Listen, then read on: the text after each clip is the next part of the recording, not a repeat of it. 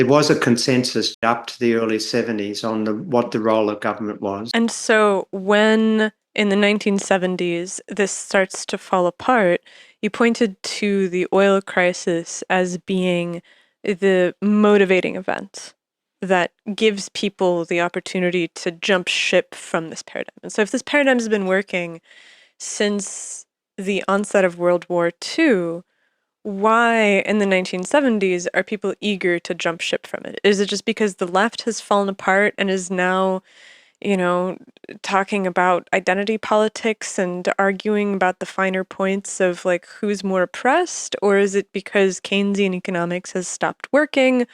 Or is it some other third thing that's mysterious and not on the table yet? Like why does Friedman become so popular if Well, not for the inflation. CIA?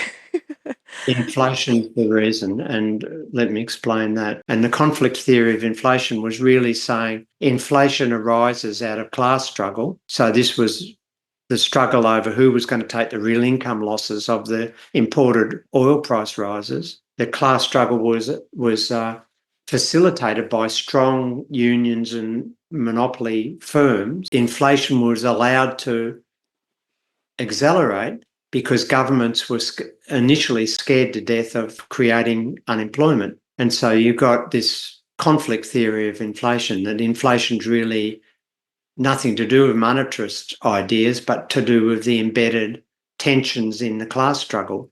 But that was a minority view. But that's why Milton Friedman was so successful. He exploited an inflation crisis and then was able to construct that crisis in terms of his own thinking, which was quite illegitimate. But the rest of us, the public, didn't have a clue.